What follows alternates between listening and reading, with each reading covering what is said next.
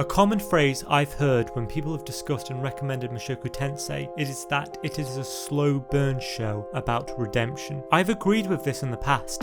That's what this video was going to be about, but the further I looked into it, the more I disagreed with that assessment. To see or not if Mushoku Tensei is about redemption, we first need to ask, what does Rudeus need to be redeemed of? Well, in his old life, we've learned of 3 main character traits. 1, he's a shut-in. 2, he's a lolicon. 3, he sacrificed his life saving another and attempting to save 2 more. The being who caused Rudeus to reincarnate may have taken pity on him and wanted him to try again, seeing this good side to him. The only thing we know about this is that the man god tells us the wicked dragon god deals with summoning. And we know the dragon god is Orsted. It's a bit strange that Orsted then tries to kill Rudeus when they meet, but I've not read ahead so I can't explain this. And it's possible that the man god just lied about this piece of information in the first place. In terms of things that Rudeus needs to be redeemed of, it's the ill effects of being a shut-in. At the end of his old life, these effects were his inability to leave the house and one-sidedly relying on his parents, and his perverted nature, which at the best of times is seen as creepy. These negative traits aren't necessarily Rudeus' fault. We are given an origin for his trauma, and I think the story does a largely good job on balancing the negative with the reasons behind it. A bit like a sympathetic villain, where they do bad things but we understand why. Think about those dying flashbacks in Demon Slayer as the demons are redeemed by Tanjiro, or Doofenshmirtz and all the traumatic stuff he went through. To get anywhere with helping someone, you need to deal with the source, not the symptoms. The source of Rudeus' bad habits are from when he was bullied in school, making him hide away from the world. His parents, seemingly out of love, left him to his own devices, most likely hoping one day he would overcome his trauma. Rudeus' new parents took a much more active approach with their son. Once they learn he is proficient in magic, they immediately hire a magic tutor for him, and Paul starts teaching him the sword so he doesn't fall behind on this front. They make sure they are involved and personalise according to Rudeus' needs, as the initial plan was to just teach him to be a sword fighter. The training with Roxy accumulated to a certain point, which I think is what got most people hooked on the show. No, not that bit, further on. Roxy takes Rudeus out of his home for his final exam with her, in a hugely powerful sequence as we see all of the trauma and fear bubble up inside of Rudeus, in which he then realises it was all just in his head and that he remained safe outside of the confines of his home. It's almost a good enough sequence that it makes me not think about how little sense it makes that Rudeus spent 5 years without Zenith or Paul ever taking him out for a walk around the village. Almost. There's even a slight comparison to the bullies Rudeus had when he meets the children throwing the mud at Sylphie, who he easily deals with, which could show how much he has grown since that time nearly 30 years ago. It's not a very strong comparison, as I think it's more to serve as an introduction to Sylphie, and that I think if there is going to be a contrast to his Earth bullies, it will be at the Magical University of Renoa. Either way, the source of Rudeus' growth here is love. If this show is about redemption, it is about redemption through kindness. The second character flaw Rudeus has is his perverted nature. Constantly, throughout the series, he is caught leering, and the recipients of which are creeped out by this. The most common complaint about Rudeus' character is this trait, and the go-to response has been, this is a show about redemption. You're not meant to like everything about him from the get-go. This implies Rudeus will change from this nature by the end of the story. As a shut-in, Rudeus became a lolicon. The first real showcase of this nature is when Rudeus is reincarnated and he meets Roxy. He says she's her type. But Your Honor, Roxy is a 40-year-old demon. My client remains innocent. He then meets Sylphie, who says he will mould her into his perfect woman. Pretty clear case. Luckily, his father catches on and separates the two. Rudeus himself agrees this is actually what is best for Sylphie, so she doesn't become dependent. Another win for my client. He then meets Eris. I can't defend this man anymore. 2 out of 3 isn't bad. I do want to put a quick trigger warning here. I presume everyone watching this video has seen season 1 of Mushoku Tensei, so knows that Rudeus and Eris have sex. This happens while Eris is 15 and while Rudeus is 12 physically. He has the mental age and maturity of a 46-year-old or a 34-year-old plus last 12 years if you want to be pedantic. I'm going to discuss the mental state of both characters at this point in the story, and maybe you watch this scene just waiting for them to get past this and don't want to think too deeply about any implications this sets up. But since this video is effectively a character study on Rudeus, I will be looking in detail at Rudeus's actions and thoughts prior, during and after this part in relation to his sexual desires, and I fully understand if that's not for you. If so, I have 2 timestamps. The first skips over the more unsavoury details and comes back in for the possible repercussions Rudeus will face because of his sexual desires and how that will affect his redemption arc, and the other timestamp skips the thing entirely. The first real instance of Eris and Rudeus' sexual relationship is Rudeus' 10th birthday, when Eris waits for Rudeus in his bedroom. At this point in the story, it is quite clear that there are no age of consent laws, as Eris' father Philip is very willing for the two to get together. For context, in medieval history, age of consent laws, when first introduced in the 1200s, roughly coincided for when a girl reached puberty at about 12 years of age. Eris, during this scene, is 12 years old. Consent at this point was less about mental maturity and more measured solely on willingness, or willingness by the family, as a family could consent on behalf of a family member. I'm not going to blame the story for following these rules in terms of consent, as it does make sense given the setting of the world they inhabit. I have the same viewpoint about the setting, including slavery. Anyway, back to Rudeus. Rudeus decides to provoke Eris into leaving his room by saying he may try something with her if she stays. Eris at this point is well aware of Rudeus' attraction to women, and Paul Greyrat's promiscuity is infamous. However, she has known Rudeus for some years now, and throughout the light novel, each chapter closes on how Eris is progressing, which includes a stat of her affections. At some point between Rudeus' 9th and 10th birthdays, Eris fell in love with him.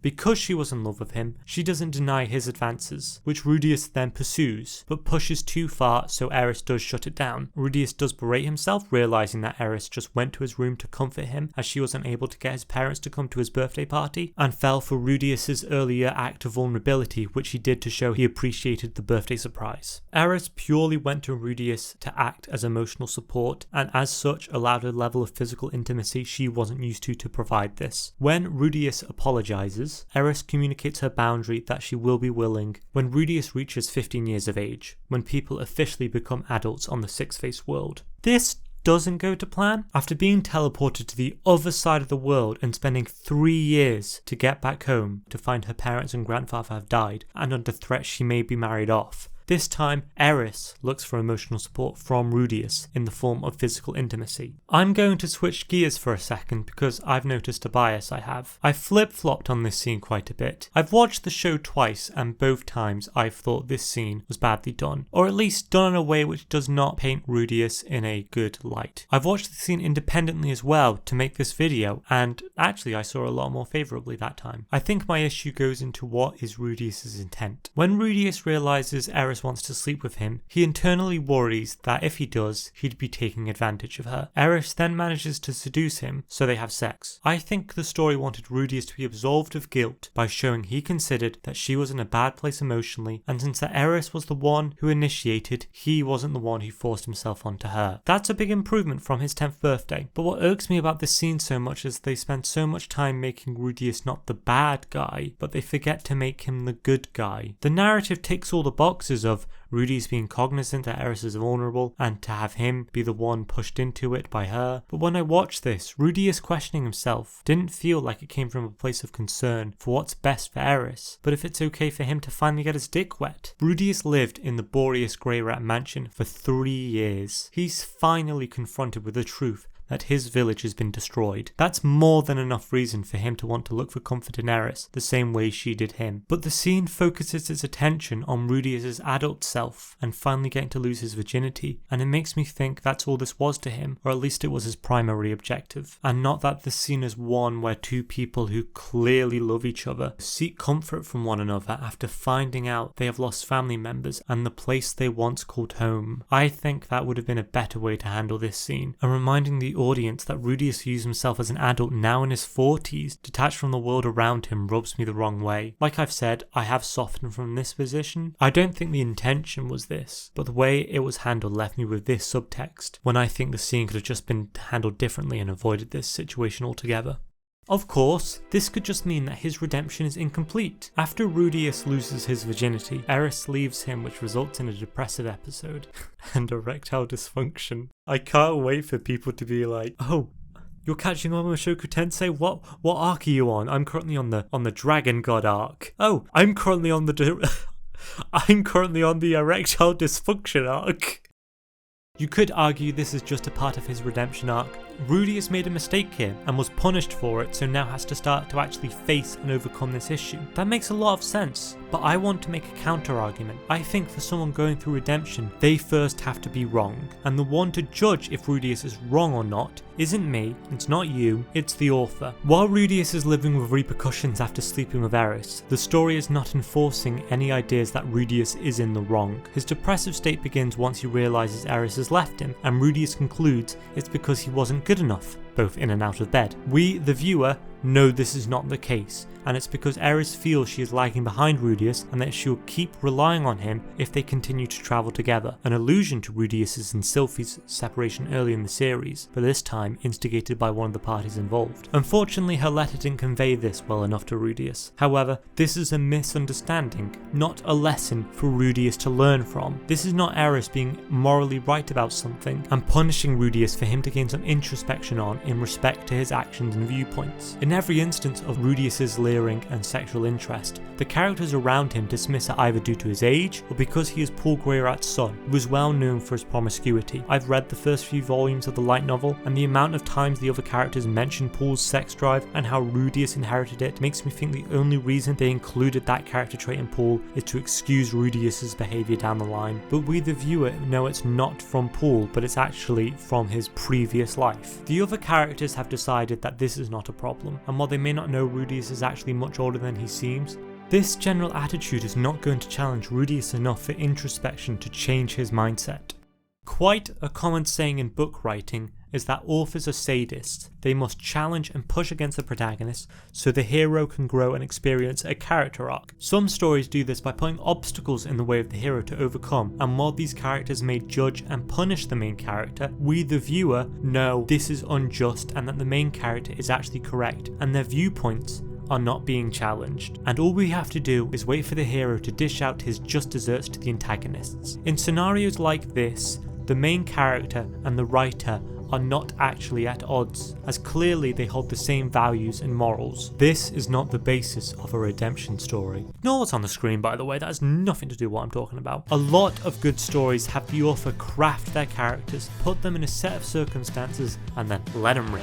In these scenarios, the author will only try to affect the story by acting as a type of god, by causing natural events and circumstances for their characters to react in. In Mushoku Tensei, these are the turning points. The teleportation incident was clearly caused by something which will be revealed later in the story, but at the time it happened, it is treated like some kind of natural catastrophe, such as a tsunami or earthquake. Rudeus meeting Orsted in the mountains was happenstance. The author put the two groups together and let the characters do the rest, which led to the beatdown. You could even argue Orsted himself is the phenomenon, considering he is so overpowered. Everything else in the story has been character driven. There has been a clear motivation for every other driving force in the story, which is why the story is slow but feels so well fleshed out. I also really like the idea that the turning points are the only real interjections the author has on the world, since they're also catastrophic in nature and all clearly signpost as every turning point is labelled turning point. I think it's a great way to build hype when you see it, when you know one's coming and you know what effect they could have on Rudeus and the other characters. Probably one of my favourite parts of the story.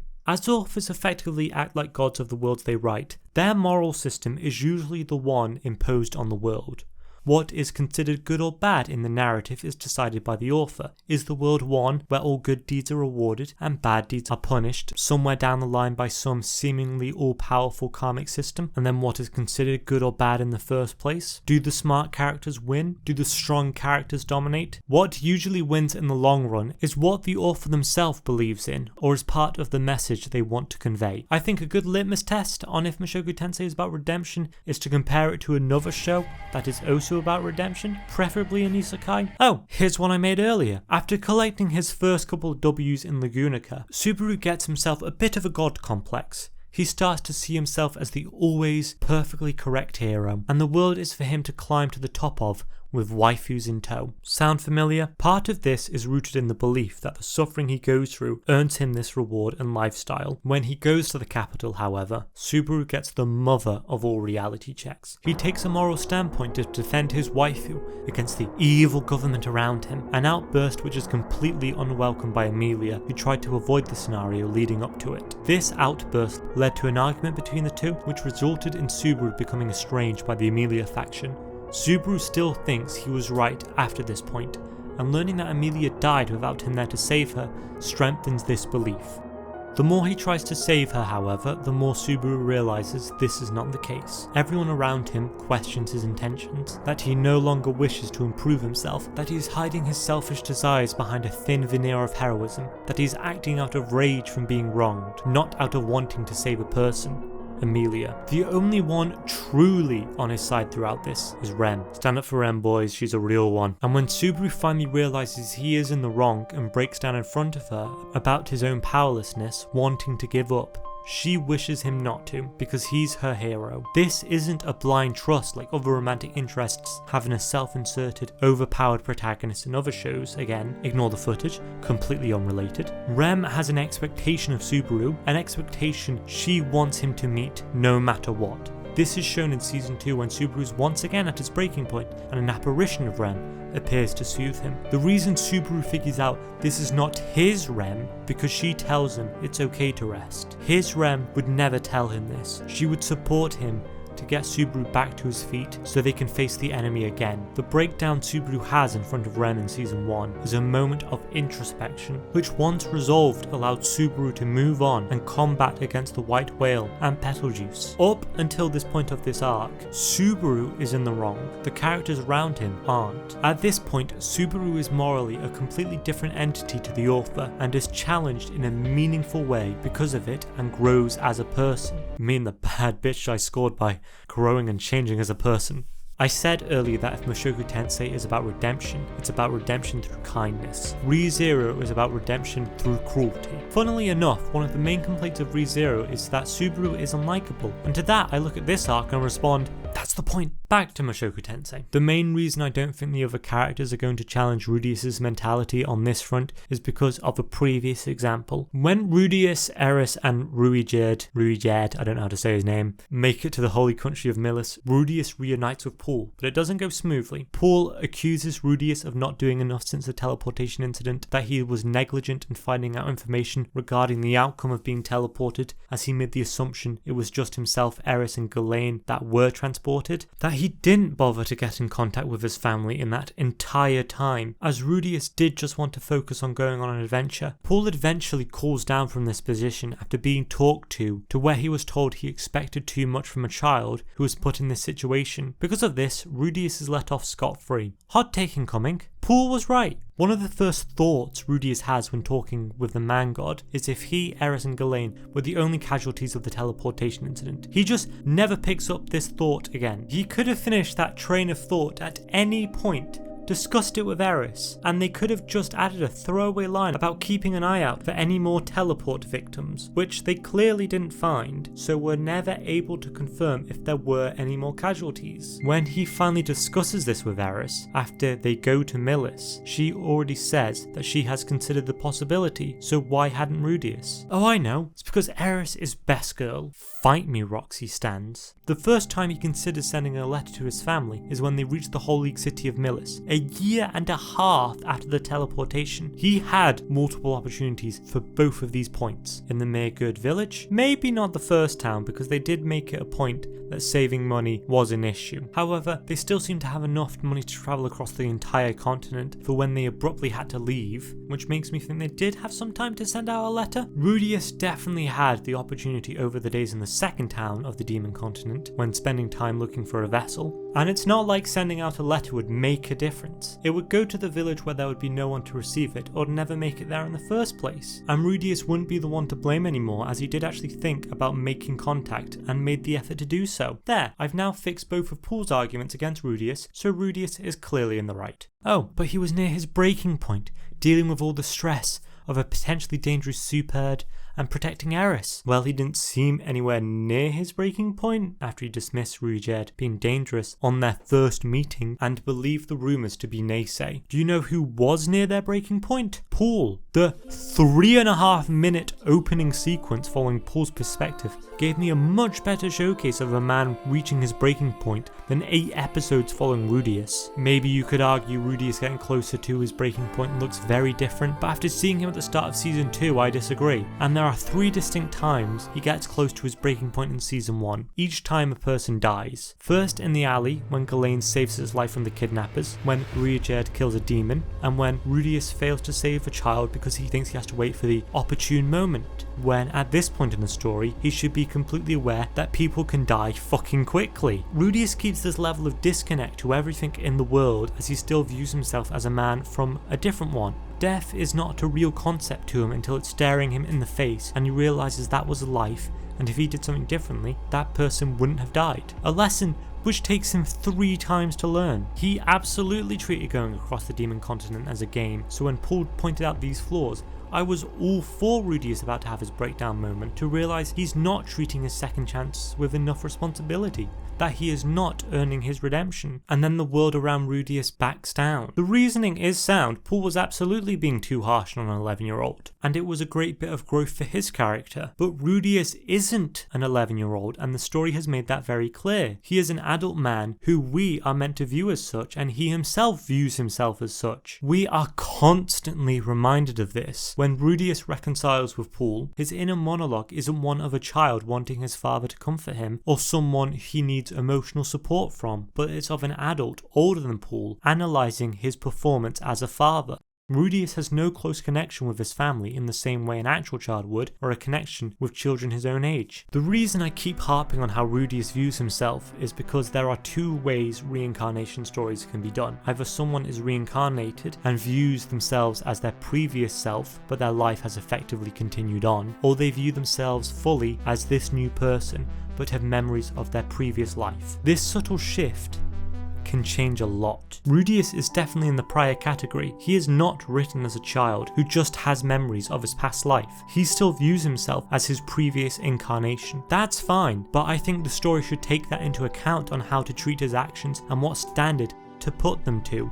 Which I admit might be difficult because you can't use the majority of characters to force those standards in the majority of situations without them looking like assholes. But the writer is the one who put himself in this position, and the fact the whole scenario is resolved with Rudeus being the one seen as the morally correct one and not Paul infuriates me. The demon continent would have been a perfect place to force these higher standards onto Rudeus in a way that wouldn't make it seem unfair for treating a child like an adult. Characters around Rudeus should view him as a child, so don't hold him up to certain standards, but the world what the author controls shouldn't. The way this exchange between Rudeus and Paul was handled coloured my view on how the rest of the story will play out, that the characters will not evaluate and judge Rudeus to the standards he should be because they do not know his true self, and continue making excuses such as he's a child, or that since he's pervy he's always going to make sexual advances. Also, Rudeus isn't pushed on certain aspects of his personality. I don't see a show like that being about redemption. So then, what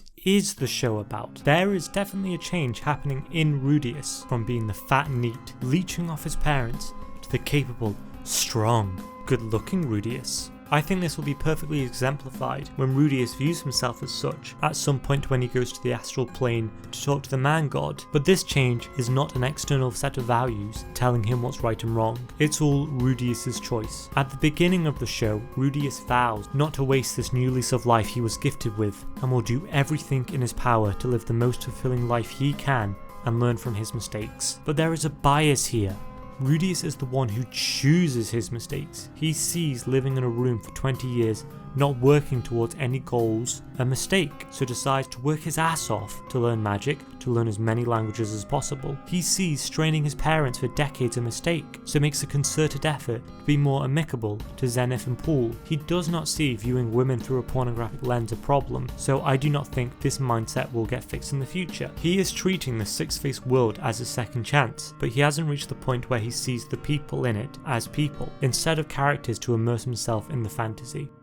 Because this is a story all about Rudeus deciding to live his best life by his terms. All my previous arguments rooted in the idea of redemption disappear like dust. I'm not saying I'm expecting this show to be morally perfect. Mushoku Tensei is famously known as the progenitor of the isekai genre, good and bad. All the trashy isekai have taken concept from Mushoku Tensei and made them worse, or blander. Mushoku Tensei's world is incredibly immersive as they take their time to follow Rudeus' life in this character-driven plot.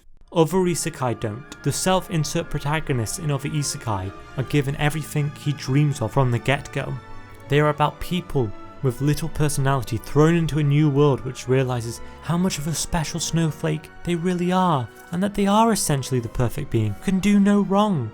So every choice they make is the correct one for the world, and in turn earns them incredible power and a harem. Mushoku Tensei has the beginnings of this. The self-insert in this case is not a blank slate who the viewer can project onto, but Rudeus is a reflection of us at our worst points, showing us that if we still have some good in us, all we need is that second go. We've all told ourselves at some point, oh, if only I could do this again, or if only I knew this at the time. That if we were given a second chance from the beginning, we could prove to everyone, to ourselves, that we would do things perfectly. We wouldn't grumble on having to study hard, work hard, if we could try from the beginning again, because we'd appreciate what a gift life is. That our mistakes weren't really our fault, that we could do things right if we got the chance to try again. That's what Rudeus represents. Mushoku Tensei is absolutely an escape, but it's one about fixing your mistakes, not one where people realise you have no mistakes.